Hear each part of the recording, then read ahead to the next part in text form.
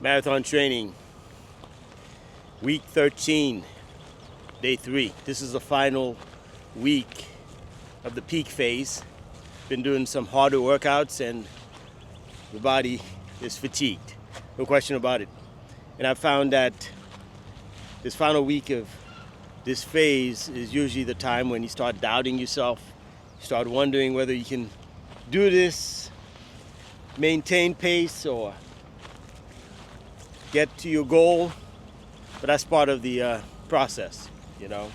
This is a time where you have to understand that it's necessary that you trust the process, because you are going to be fatigued like I am right now. I feel it, and that's why we have a taper phase. My taper phase is going to be 3 weeks. Reduce volume, maintain intensity, just to give the body time to regroup, recover, and get strong. And that's all it's about. The rest is up to the training. Don't overthink it. Just go out there and execute on race day. Another thing I'm doing today is getting some heat acclimation. It is 82 degrees, somewhere thereabouts. And that's pretty warm for this time of year. Normally, the temperatures in my neck of the woods this time of year is about 60 to 62 at a peak. Today it just happens it's going to be 88 degrees. What's up with that? But anyway, we're ready to get a 6-mile run in. We're going to keep it easy since it is a heat acclimation run.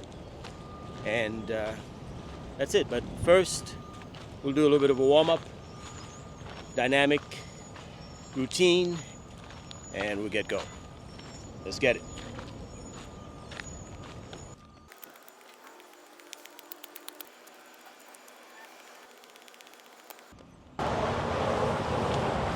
Actually, Garmin is calling for a rest day today. These are the days where you have to decide to listen to your body and determine whether you need a passive rest day or an active rest day.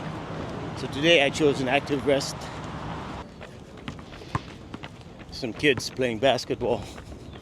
I should stop running and get in on the game. Never know, I might mess around and score a triple-double. That's a reference to Ice Cube.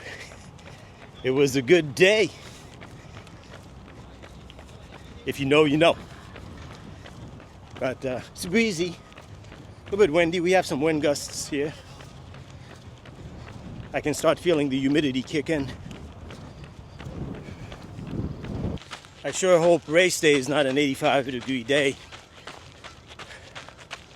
If that's the case, I can throw a personal best out the window.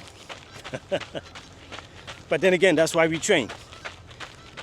We train in all types of temperatures, and we acclimate and go out and do the best that we can. That, my friends, is what it's all about. You versus you. Try to better your best. Last Sunday, I did a 20-mile run, and I expect that this will be my final 20 miles for the training cycle. This Sunday, I might do 14, 15 before I roll into the taper phase. At this point, that's all she wrote. I did 2 20-milers, one earlier in the season, and then this one, but I saw a snake. And of course 20 miles last Sunday. And I think that 20-miler kind of left me depleted because I injected a little bit of race pace in there. And at the end, temps were in the mid-70s. So it really depleted me. I did get a chance to practice nutrition and hydration. I'll do the same this Sunday, and we'll see how it goes. All right, so I'm 1 mile in. I'm gonna put the camera down, and I'll be back at the end of the run. As I've stated before in previous videos, I try not to run all my mileage holding the camera, because that's not a good way to train, especially you want to be hands-free and focus on form, etc. So there you have it. Whew. The heat is brutal. You can definitely feel it. So I'm gonna put the camera down, and I'll be back after the run. All right, and that wraps it up. This was a good heat acclimation run. Total of 5 miles.